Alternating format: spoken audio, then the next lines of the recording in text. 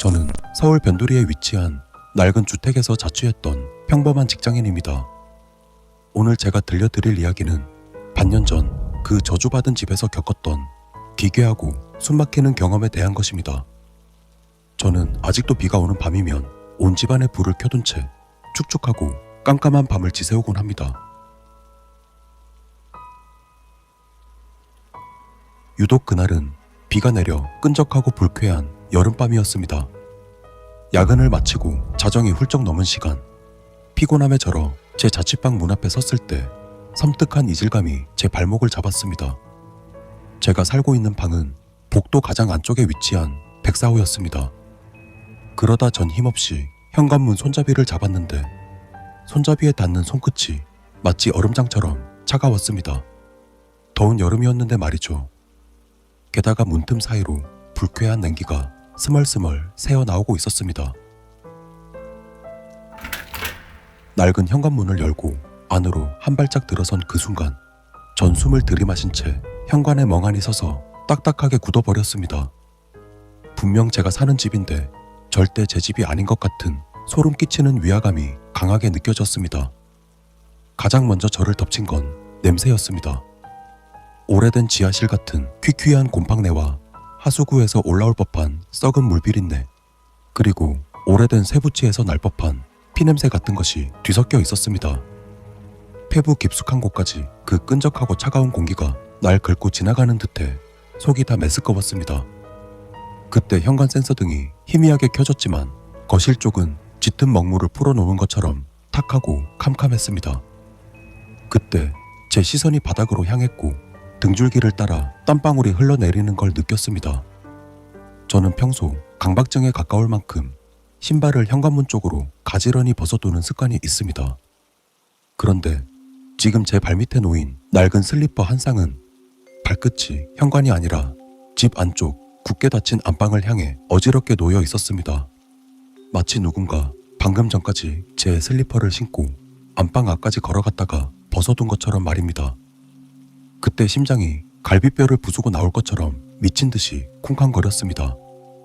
머릿속에서는 빨리 불을 켜라, 아니 당장 밖으로 나가라고 경고하고 있었지만 제 몸은 가위에 눌린 듯 한 발짝도 움직이지 않았습니다.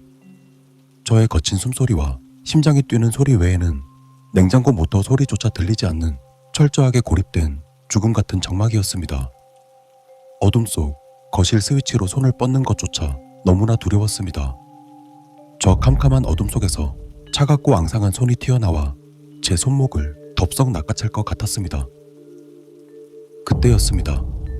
현관 센서 등이 툭 꺼지며 완벽한 어둠이 내려앉은 찰나 굳게 닫힌 안방문 너머에서 아주 미세한 소리가 들려오기 시작했습니다. 처음에는 벌레 소린 줄 알았습니다. 하지만 숨을 죽이고 가만히 귀를 기울이는 순간 저는 바닥에 주저앉을 뻔했습니다. 그건 이빨이 부딪히는 소리 같았습니다. 마치 누군가 불규칙하게 치아를 맞부딪히는 기괴한 소리였습니다. 그리고 그 소리는 안방 문을 넘어 아주 조금씩 현관 쪽에 서 있는 저를 향해 다가오고 있었습니다. 그 소름 끼치는 소리는 분명 제 안방 문턱을 넘어 거실 바닥을 향해 기어오고 있었습니다. 도망쳐야 한다는 이성은 공포에 마비된 지 오래였고 전 본능적으로 현관문 옆 좁은 신발장 틈새로 파고들 듯 빠르게 몸을 숨겼습니다. 전 숨소리조차 낼 수 없었습니다. 저의 작은 숨소리에도 단숨에 그것이 알아차릴 것 같았습니다. 그때 오래된 녹슨 경첩이 고통스럽게 비명을 지르는 것 같은 소리와 함께 굳게 닫혀있던 안방문이 천천히 열리기 시작했습니다. 그러자 작게 열린 문틈 사이로 마치 살아 움직이는 촉수처럼 스멀스멀 기어 나오고 있었습니다. 그리고 그 어둠 속에서 무언가가 형태를 드러냈습니다. 근데 그건 걸어 나온 게 아니라 바닥을 기어 나왔습니다. 두 팔과 두 다리가 분명 바닥에 닿아 있었지만 그 관절이 꺾인 방향은 평범한 사람과는 완전히 반대였습니다. 마치 거대한 거미처럼 배를 하늘로 향한 채 사지를 기괴하게 뒤틀며 다가오고 있었습니다. 그 기괴한 형체가 거실 장판을 긁으며 이동할 때마다 소름 끼치는 마찰음이 귓전을 사정없이 때렸습니다. 그것의 머리는 산발이 된 머리카락에 가려져 얼굴이 제대로 보이지 않았습니다. 하지만 그 머리카락 사이로 번뜩이는 무언가 차가운 것이 눈에 들어왔습니다. 그것은 다름 아닌 기괴하게 찢어지듯 벌어진 입술 사이로 드러난 쇠붙이였습니다. 치아 전체를 거미줄처럼 휘감고 있는 차갑고 날카로운 철사 교정기. 그것이 턱을 위아래로 경련하듯 덜덜 떨 때마다 아까부터 제 숨통을 조여오던 그 딱딱거리는 쇠소리가 거실 전체에 끔찍하게 울려 퍼졌습니다. 그 광경에 숨이 막혔습니다. 공포에 질린 눈물이 제 볼을 타고 쉴 새 없이 흘러내렸습니다. 그것은 거실 한가운데를 빙글빙글 기어돌며 무언가를 애타게 찾는 듯 했습니다. 마치 냄새로 사냥감을 추적하는 굶주린 들짐승처럼 말입니다. 그러다 그것의 기괴한 움직임이 갑자기 멈췄습니다. 정확히 발끝이 방 안쪽을 향해 있던 제 낡은 슬리퍼 앞이었습니다. 그것은 비틀린 목을 뼈가 부러질 듯한 각도로 꺾으며 슬리퍼에 코를 박고 냄새를 맡았습니다. 그러더니 이내 천천히, 아주 천천히 고개를 돌려 제가 숨어있는 어두운 현관 쪽을 똑바로 향했습니다. 머리카락 틈새로 핏발이 터질 듯 붉게 선 눈동자가 신발장 틈에 숨어있는 저와 정확히 마주쳤습니다. 저는 그 자리에서 심장이 멈추는 줄 알았습니다. 그리고 그 끔찍한 교정기를 끼고 있던 그것의 입이 귀미까지 찢어질 듯이 벌어지며 사람의 목소리라고는 절대 믿을 수 없는 쇳조각을 긁는 듯한 목소리가 흘러나왔습니다. 찾았다. 꺼져 있던 현관 센서 등이 미친 듯이 깜빡거리기 시작했습니다. 현관등 빛이 기괴하게 전멸하는 그 짧은 찰나마다 그것은 엄청난 속도로 사지의 관절을 부러뜨리듯 꺾어대며 제 코앞을 향해 미친 듯이 달려들고 있었습니다. 현관 센서 등이 미친 것처럼 깜빡이던 그 순간 제 눈앞까지 닥쳐온 그것의 기괴하게 일그러진 형상이 뇌리에 선명하게 박혔습니다. 철사가 흉측하게 얽혀있는 피투성이 교정기가 제 얼굴을 향해 쩍 하고 벌어지는 순간 전 인간이 낼 수 있는 가장 처절한 비명을 지르며 뒤로 돌아서 현관문 손잡이를 미친 듯이 쥐어뜯었습니다. 어떻게 현관문을 열었는지 기억조차 나지 않습니다. 그저 본능적으로 밖으로 튕겨져 나갔고 비가 쏟아지는 캄캄한 골목길을 향해 뒤도 돌아보지 않고 달렸습니다. 신발도 신지 않은 발바닥이 아스팔트에 쓸려 살점이 떨어져 나가는 것도 모른 채 말입니다.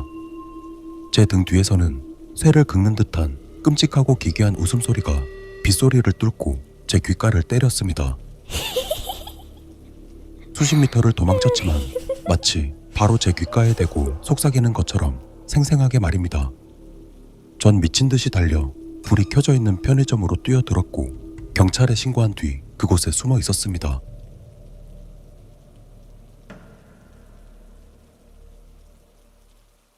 잠시 뒤 출동한 경찰관 두 분과 제 자취방으로 향했습니다. 그런데 너무나도 고요했습니다. 마치 아무 일도 없었던 것처럼 말입니다. 역겨웠던 피냄새도 완전히 사라진 채였습니다. 경찰은 그저 야근에 지쳐 헛것을 본 게 아니냐며 절 안쓰럽게 쳐다볼 뿐이었습니다. 저 스스로도 미쳐버린 건 아닐까 의심했던 바로 그 순간 젊은 경찰관 한 분이 조심스럽게 제 신발장 문짝을 가리켰습니다.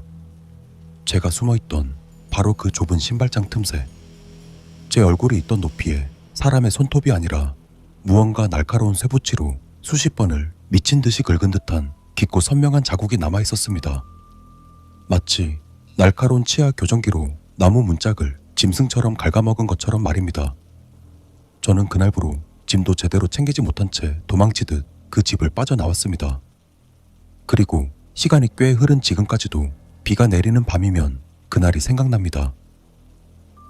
제가 그날 제 낡은 슬리퍼가 안방 쪽을 향해 있는 것을 눈치채지 못하고 무심코 거실 불을 켜기 위해 그 어둠 속으로 걸어 들어갔다면 지금쯤 저는 어떻게 되어 있을까요? 아마 제 신발처럼 발끝이 캄캄한 안방 어둠 속을 향한 채 제 발로 걸어 나오지 못했을 겁니다. 제가 준비한 이야기는 여기까지입니다. 여러분도 오늘 밤 집에 들어가시면 현관에 놓인 신발이 어디를 향해 있는지 꼭 확인해 보시길 바랍니다.